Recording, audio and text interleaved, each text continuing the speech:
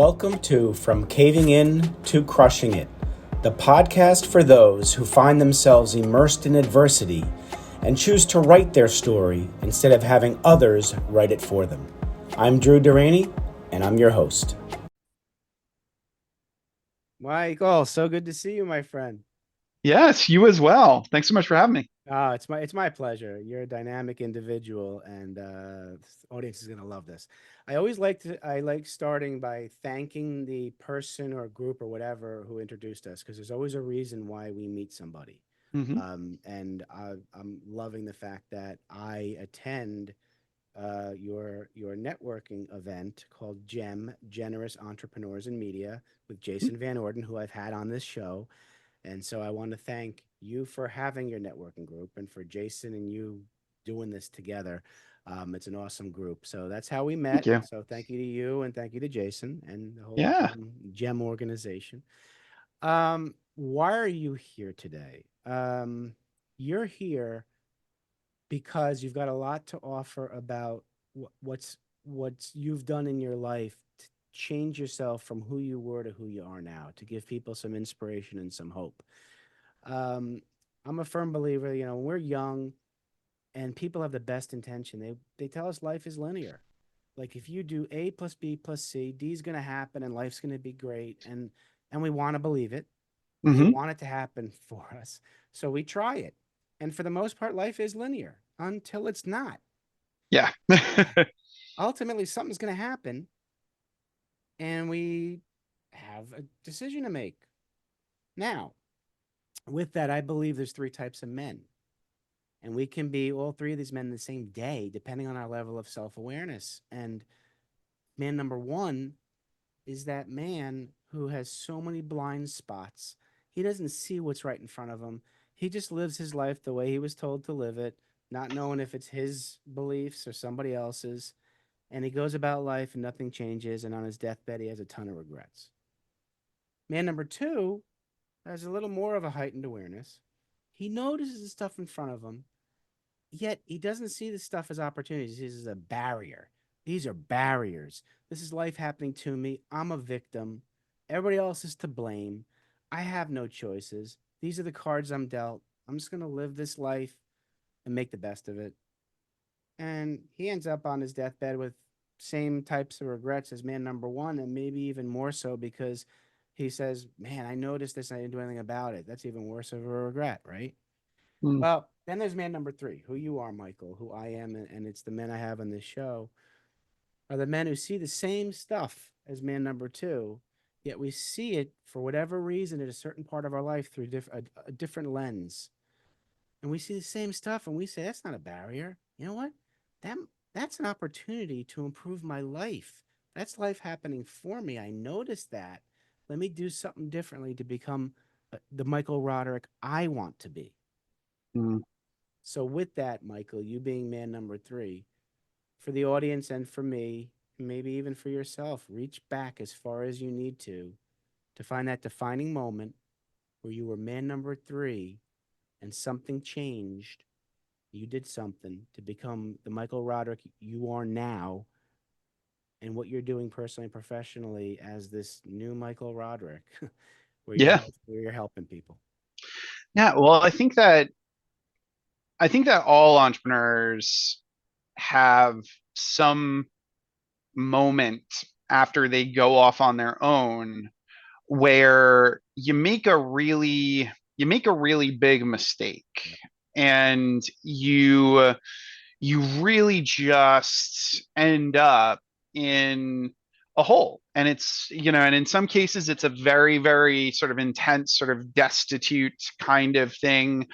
Sometimes it's emotional, sometimes it's monetary. Like there's lots of different areas, sort of where it comes. But I think the one that happened to me, and the one that I think is an interesting one because it's kind of a cautionary tale, is that I had learned a lot, and I had gotten very good at the element of relationship building, where you get to the point where you're very good at sort of meeting people, connecting with people, getting to know people, maybe making introductions between people and sort of supporting them. Mhm.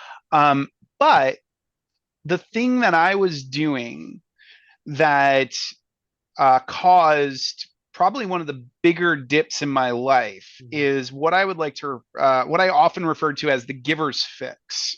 Okay. So every time we give, every time we help somebody else or support somebody else, there is a chemical reaction that happens in our body. Some say it's oxytocin, some say it's dopamine, but regardless of whatever the chemical is, there is a rush we receive as a result of doing for others. Right. Now, the challenge around that is just like an addict, you're constantly chasing that next high, that next hit. Good point. So you can actually get hooked on the giving. You can get hooked on sort of taking care of everybody else and not taking care of yourself. Okay. So I had this big period where I was basically meeting all these people. I was making intros. I was helping so many different people build their business and support the projects and the things that they were doing. But I was very rarely asking anyone for support in my own business. And I'll never forget, it was around the time of one of the many financial crises that we've had over the years, right? Yeah. And at the time, I was working in the theater. I was working on basically management of shows. So people would hire me for a certain chunk of change to go and help manage a show. Okay. And I was on my way to sign a contract for a pretty large sum to work on a show with somebody who was very excited about working on this show and doing something with that show. But unbeknownst to me, they worked in one of those financial industries where the ceiling was kind of falling, right? There were all these issues. So I get to this meeting and they tell me, I can't sign the contract. I can't do this deal at all. And I had cleared my schedule because this was going to be a very like big deal. Yeah. And that amount of money that was supposed to come in was supposed to be the amount that I needed to pay rent and take care of everything for that month. Oh boy. So I'll never forget coming back home and thinking, what am I going to do? Like, what's happening? And I remember basically like laying down on my couch and I had a moment where I said, I need to let people know that I'm hurting. Like, I need to let people know what the heck's going on. So I wrote an email to all of the people that I had connected with in that year, or a large portion of them. And I called it self-assessment. I titled the email self-assessment. And I wrote about the fact that I had done all this work. I had helped all these people and I didn't help myself. And I basically wrote that I am failing, as an entrepreneur. And I just want you all to know this. And I said, and I don't expect anything from you. But if you have some kind words, if you have some thoughts, if you have anything that you can share about where I am right now, I'd of course appreciate it. And I close that email down and I lay down on the couch and I think to myself, I'm done. Like I've just kind of like I've torpedoed my life, my business, my opportunities, all these things. And all of a sudden, my phone just starts pinging, response after response after response. And, one person's like, let's grab coffee. Let's talk about where you're at. Or I'm so sorry to hear that this is going on. Here's what I could do. And I get a call from somebody who I had made intros for years and years and years ago. And she had moved up in the industry and she was in the theater world. And she basically said, hey, I've got a client for you. I know this person. I know that they're willing to spend a decent amount of money. All you need to do is quote how much you actually need. And I can guarantee you, just based on who they are and what I know about them, they'll be able to pay it. So when you get this call, just do it. And sure enough, I got a call to produce a project. It was and I just quoted the exact same amount, and the person, no problem. They were working, they were working in a pretty high finance Mhm. level industry, and they were like totally fine. And it was in that moment Yeah. after all of that that I had that realization of how important it is to make sure that people know what's going on in your life, because when you give and you help and you support others, Yeah. you also train a lot of the people in your network to believe that you have no needs and that you've already kind of done it and everything's totally fine, because how Yeah. could you be doing so much for everybody else Yeah. Yeah. if you were really suffering? Yeah. Yeah. No, I love that. I love that because often we givers give to everybody. We haven't learned how to accept receiving, Mm-hmm. right? We may tend to keep giving to the takers Mm-hmm. who don't reciprocate in kind. And then we start working with that empty bucket. And when our bucket's empty, resentment can start filling that bucket and you don't want to give anymore, where then Mm-hmm. you lose all those chemicals you're talking about. It's very powerful, Michael. The whole, and what do you call it? Giver's fix? The giver's fix, yeah. Giver's fix. Yep. And yeah, it is detrimental because then you're looking for that next fix. Um, geez, that is amazing. So after that happened, I mean, did you start to think about I can't put all my eggs in one basket though? I mean, you were like you were hoping to get that. Like, how did you change the mindset to put yourself more in control? Because a lot of we entrepreneurs struggle with that. Yeah. That we Yeah. don't feel we're in control, so we need that next client, that next this, so we can pay the rent. How do Yeah. you get out of that mindset? So I honestly think that there's four myths that cause different mindsets like this. Hmm. Um, and the first myth that you're going to deal with is the myth of competition. Okay. There's going to be the belief that you're competing with other people. Okay.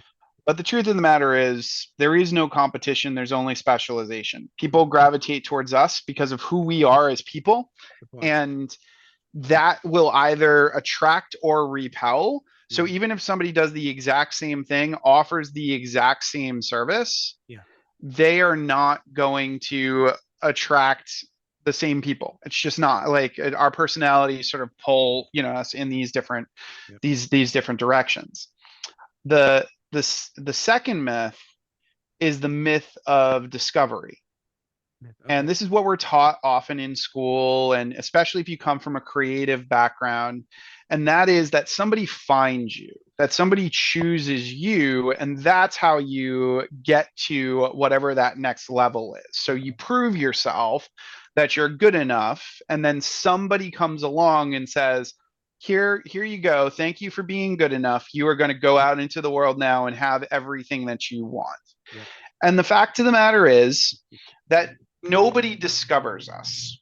We are the architects of our own discovery. Yes. We are the ones who have to reach out and let folks know. I often will tell lots of entrepreneurs that Mhm. it doesn't matter if you're in the trenches if nobody knows you're down there. That's true. Good point. So you've got to communicate that and sort of let folks know about that. And then the third myth, and the one that I fell into in the story, was the myth of the Deus ex machina. Okay. And just like in the world of the theater, where the Deus ex machina idea was that a god would come down from the heavens and just solve everything, we Yep. have that belief that Yeah. one thing Yeah. is going to fix everything. Like we're all looking for that angel investor, right? Right? Exactly. Exactly. So in my case, in that scenario, I was believing in this myth of the Deus ex machina, Yeah. Yeah. that this one project Yeah. was going to take care of everything and I Yeah. had nothing to worry about and I Yeah. shouldn't be concerned, etc. And the fact of the matter is, there is never one thing Right. that's all that solves the problem. It's always many things. There's always lots of different angles and lots of different ways that you have to look at something, Right, right, right, and your success is going to be based on multiple factors, not just one. right. It's based on one for a lot of people, or people will use one because that's a much easier story from a Mhm. media standpoint, You're true. Very true. right? It's easier to say, I met this person and then I was famous, than Mm, it is to say, I met these people and each of these things happened. And eventually it all kind of came together exactly. to establish fame. Like it didn't happen within 24 hours. We're talking about Exactly. maybe 24 years. Exactly, Yeah, yeah. exactly. But nobody's going to read No, a headline about 24 years. no. They want to read the headline about 24 hours, Yeah, right? Because absolutely right. Yep. media is built on the idea of high contrast. If I create a high contrast statement and Yeah, I don't tell you how I achieved whatever that high contrast statement is, then interesting. you're going to click, you're going to read, you're going to want to Yeah, listen, right? I like that. So high contrast is like not within context of Yeah, something deeper. It's more surface, exactly. boom, get the attention, and then they dive in. Exactly. You say two things that are very much their opposite. You Yeah, smack them together, yeah, and then your audience is like, "Well, how does that work? And what is yeah. that?" And it Yeah. sort of creates that thing. And Interesting. then the final myth is the myth of stasis. Mm-hmm. And the myth of stasis is that we believe often Mm-hmm. that if we just work harder at Mm, whatever we're in, if we just stay in this position and we just grind it out, yeah, it will eventually work, because all of our heroes and most of the content that we read yeah, comes from people saying, well, you just have to work hard to right, make the whole thing happen. right. But the thing is, if you're working hard in the wrong direction, Absolutely. right, it doesn't actually help at all, No, right? no. So it's always about thinking about, okay, what is the area where I should be putting in that effort Yeah, and that time? yeah, And if something is not working, yeah, you wouldn't just sit behind. If there's multiple lanes on the highway, you wouldn't just sit behind a car the right, whole time. right. You would use another lane and you would pass. And I Absolutely. think that all too often we get into this place where we believe, okay, well, this is the way it was supposed to be, and this is the way I'm supposed to do it, and this is how it's supposed to work. So I just need to work harder. That's all it is. I Yeah, just need to meet more people. I just need to yeah, do more, yeah, etc. And so often yeah, it's actually that you don't. It's actually that you need to move to a yeah, different channel. You need to try something. yeah. You need to try something else So that's and probably get where that out of that rut. work smarter rather than harder kind of thing. That's Exactly. it comes from. Exactly. Yeah. Yeah. So with this revelation, um, what shifted you and what are you doing now? Yeah.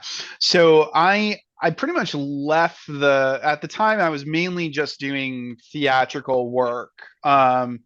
And what ended up happening was similar to sort of this idea of sort of like thinking differently about everything. Yeah. One of the things that just kept coming up over and over again was people were asking me how I was getting into all the doors I was getting into, Mm, okay. right? They were very, very curious about that. So I got my master's from NYU in educational theater. I had learned about the power of simulations and how if people act out things, Mhm. they often will do what they're doing in real life. Yeah. So I started teaching a lot of that. I started originally I was teaching networking and sort of helping folks on that side, but over time I realized that the thing that got me into all the rooms that I got into was the Right. fact that people would talk about me when I wasn't in the room in a good way. Oh, interesting. Yeah, so I basically kind of decided to, rather than study networking, I started to study referability. I Mm, started to look at why is it that we talk about people, their ideas, why is it that we share something or don't share something? And it was, a very effective pivot, mm, because networking is very, very hard to sell as yeah. a service, right? Right. As a like to teach somebody how to network, there are people who've done it and there are people who have sort of a certain reach a certain level with it. But the fact of the matter is, it's so amorphous in terms of how it becomes successful. It's really hard to sell. Right. Whereas if you can help somebody craft an idea or craft an offer that other people just talk about all the time and Yeah. they get more business as a result of that, that's a much sort of straighter line. Absolutely. Yeah. So when I saw that, I said, okay, this is a better offering. And over time, what I ended up realizing was where this offering fit best was in the world of thought leadership and specifically subject matter experts, Okay. because subject matter experts basically they spend all their time in the subject matter. They spend Yeah. so much time learning and sort of understanding, Yeah. but they don't take that Broadway perspective of how do I take this idea and really craft it so that it works for a mass audience, so Yeah. that people are like people outside of my industry Yeah. are understanding it. So when I shifted that and I started focusing in that space, it was a lot easier to sell, Yeah. and B, just much more interesting for me because there's so many different experts out there with so many different industries and dynamics, and it's always a new problem to solve. Yeah. My two favorite Absolutely. things to do are solving problems and connecting people. So if I'm doing that, I'm happy. Yeah. So when I found like this is what ties to like my main talent. When I thought about it, I was like, this is something that I love to do. Yeah. This is something that's really exciting. So it became a much easier business, Mm. a much easier way to sort of work in the world, Yeah. as opposed to when I was in the theater world and I was doing sort of the like managing shows.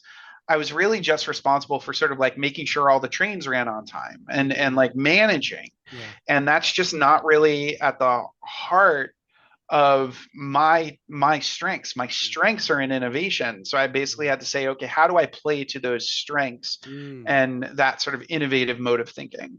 Yeah. I like the fact that too, you have something that spans all different industries. The referability piece, I mean, just the fact that you talked about that defining moment where a colleague referred you to somebody who could, your referability was so easy for her to refer you to somebody. And it Mm-hmm. wasn't, it's like also that difference between the introduction versus a referral. A Yep. lot of people don't know what a referral is. Yes. It's Yeah. like I got somebody I want to refer you to, and it's like an introduction to somebody. Yes. No connection, Exactly. no connection whatsoever, except you're both nice guys. Yeah. Like, Yep. and so it's very intriguing that we often expect people to know our story and we don't tell it, Oh, yep. right? Yep. And that if we believe that something's just going to happen for us, it just happens. It's not going to. We need to do something, which shows that we have control and we Yes. make choices. We make decisions, even if we don't think we did. Yeah. Yep. 100%. Yeah. 100%. Yeah. So I love what you're doing with the referability piece, and I know that the audience has certainly captured the essence of Michael Roderick. They're going to want to get in touch with you, my friend. Sure. So, folks, yes, you can go to LinkedIn. You'll find Michael on LinkedIn. I do recommend this. He has a website. He has a tool on his website. It's called My Referability Rater. So myreferabilityrater.com.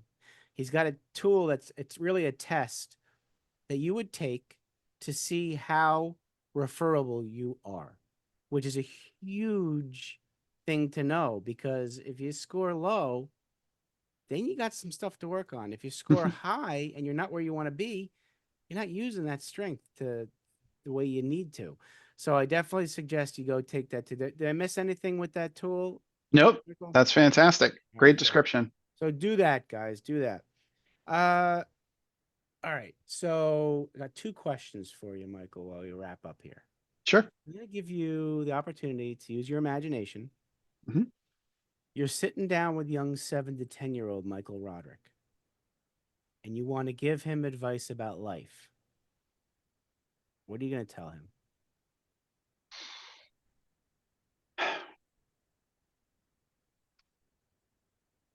I think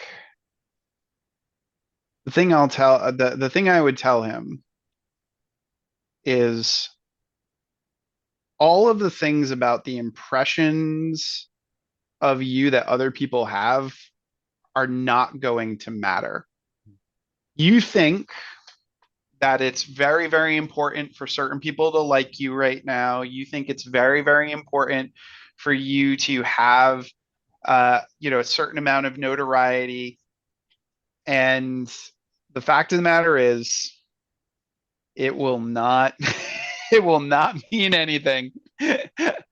um, so just keep that in mind. I know I can't stop you from wanting this acceptance and from looking to these people in your life, but if you can at the very least consider that it will not be the end of the world if it doesn't work out, then I've done my job from the future. I love it. I love it. I love it. That's great advice. All right, so let's switch hats. And now Mm, you're sitting down with young Michael Roderick, the young businessman entrepreneur. mm, You boy, do you want to give him some business advice? What are you going to tell him? yep. And tell them you always have two markets that you're going to sell to. Okay. The first is the aspirational market, and the second is the excellence market. And the aspirational market is going to see you as the hero. Mhm. They're going to imagine that you can solve all of their problems and fix all of their things. And it's going to feel really, really good because they're going to say all sorts of very, very exciting things to you and make you feel like the hero. Mhm. But because they believe you're the hero and not themselves, they're not going to believe in themselves a lot and they're not going to spend very much money. Mhm. And all the marketing that you're going to learn is going to be towards that aspirational audience. So you have to Interesting. be very, very careful Wow. about how much of it that you use. Okay. The excellence audience, on the other hand, is going to always spend a lot more money and they're not going to see you as the hero, which is going to make you feel a little weird Mhm. because you like being the hero, Mm. but they're going to see you as the guide. They're going to see you as the person who knows things that they don't know, and they're going to want you to help them find those things. Mm. And I can promise you, if you get really, really specific and you spend a lot of time digging into what their problem is, Mm. and you solve the really, really specific and interesting problems, they're going to spend a lot of money on you and you're going to have a lot of opportunity Mm. and you're not going to need a lot of them to make a decent business. I love that. It's almost like swallowing your ego. Yes. I love that. Love that. Michael, thank you for a few things. Thank you for coming on. Sure. Of Thank you for coming into my life and being my friend and colleague. And course. thank you for having your networking group, GEM, Generous Entrepreneurs in Media. And thank you to Jason. Before we close out, I did want to highlight GEM, and I Yeah. forgot to do so and won't edit it out. I missed this. So I'd like you to tell us a little about GEM, what it Sure. is, what its purpose is, how it's run, and when it is. Yeah, yeah. So GEM started back in 2020, when pretty much everybody was home, right? And everybody was hosting some kind of Zoom type of gathering. And one of the things that I had noticed, having had a podcast and having met all these really great guests and podcasters, was that very, very rarely were any of these people getting together. Mm, Like podcasting was at the time very, very siloed, where it right. was always like you interview a guest, that guest goes away. um so I reached out to Jason and I was basically like, I think it'd be really interesting if we invited our past guests and Mm, our friends who were also podcasters, and we just invited them to get to know each other and yeah. maybe see if they could, if they could do shows with each other and things like that. Mm, And we got the first group together and I did something a little different than a lot of the other groups that I had seen. Right. Rather than sort of presenting something or talking about something, I just made the first half just about everybody getting to know each other. So I just gave them some like interesting questions to ask each other and get to know each other. And we would send people into breakout rooms and sort of have that, side of things. And then eventually we layered in the choose your own adventure round, where in the second half of the session, we just give people the opportunity to go and sort of learn whatever you want to learn. Sometimes I'm in a room teaching something. Sometimes Jason's in a room teaching something. Yeah. Sometimes there's a guest expert sort of teaching something. People could just got to go whatever they want. Yeah. And yeah, we've now done it. It's been 4 years at this point. And we usually get a pretty good crowd. I believe it's the third Thursday. I'd have to double check. Yeah. But I believe it's the third Thursday of every month. But once people are on the list, like once they're on the gem list, you basically get an email letting you know when the next one is, and to register. And we usually have a great crowd of folks. We have a lot of people who come back multiple times, and I just think it's a really fun opportunity for people who are both guests and hosts of podcasts to get a chance to meet each other. Absolutely. Absolutely. I love it. Absolutely love it. I'm glad. Thank you to my brain for remembering that. Better late than never. Again, thanks for coming on, Michael. You provide such a great value to people out there, and keep doing what you're doing. Keep being who you are, my friend. Thank you. I appreciate it. All right. Take care of yourselves, everybody. Thanks so much for listening. If you enjoyed the episode, please subscribe and give us a review to help others find it. I'd like you to answer this question. Are you living the life you want to live, or are you living the life others want you to live? I'd like you to think about that for a second, because I strongly suggest you live the life you want to live. If you want to learn more about what I stand for and my services and how I'm able to help many men get out of their own way, please go to my website at www.profitcompassion.com.